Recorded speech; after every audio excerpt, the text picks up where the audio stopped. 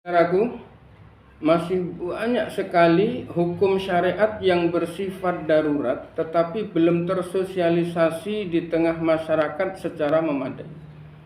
Salah satu contoh yang luar biasa adalah tidak setiap umat Islam tahu bahwa dalam mandi besar itu ada kewajiban istinja atau cebok.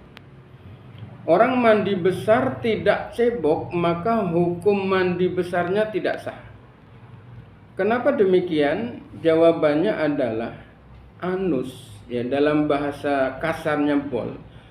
Ketika orang buang hajat dia terlihat merah-merah, tetapi begitu sudah selesai tidak terlihat. Dia adalah dihukumi jasad lahir. Artinya sama dengan kulit luar.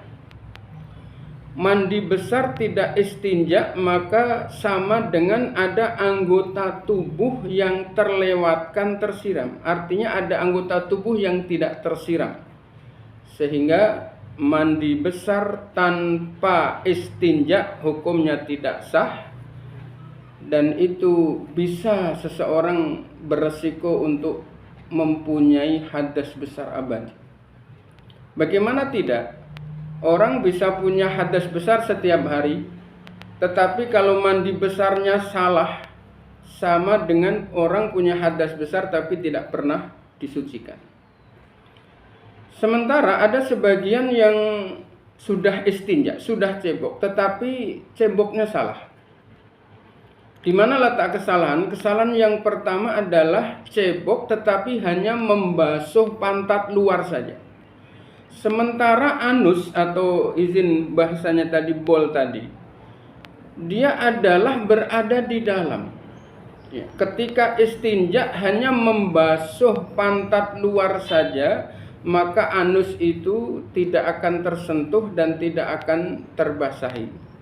Maka cara istinja yang benar adalah sambil ngeden, ya, bahasa kita ngeden.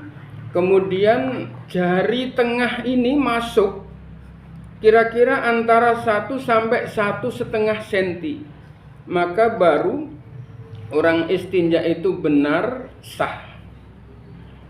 Nah, sementara ketika konteksnya istinja karena buang hajat besar, lalu orang hanya membasuh bagian luar dari pantatnya saja, maka ada rongga dari anus yang dalam sampai pantat luar itu yang tetap menyimpan najis, dan itu lebih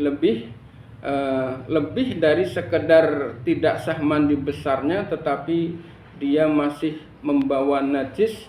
Sholat dengan membawa najis sudah barang pasti tidak sah.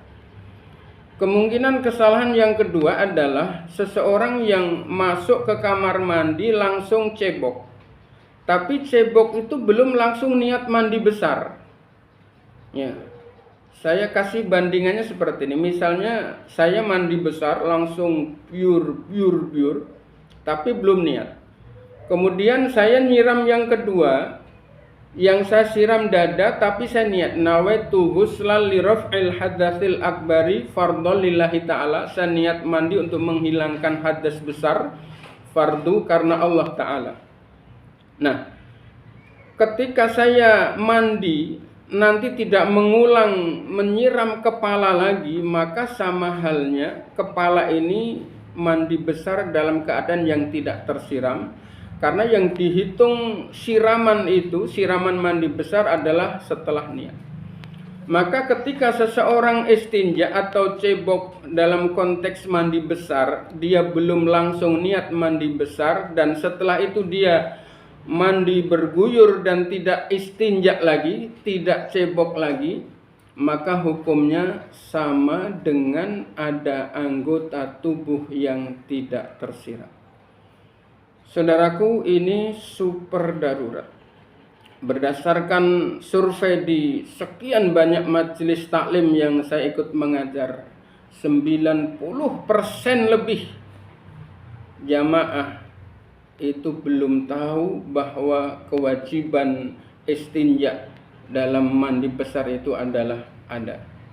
Karenanya maka kita sosialisasikan kita informasikan kepada orang-orang terdekat kita, anak-anak kita yang sudah mulai masuk usia balik di SMP, SMA, dan perguruan tinggi, kaum bapak, kaum ibu yang selama ini salah cara mandinya, kita informasikan hal-hal yang penting ini. Dengan itu mudah-mudahan jamaah kita, keluarga kita, umat Islam pada umumnya benar-benar bisa memperbaiki diri sehingga sholatnya sah.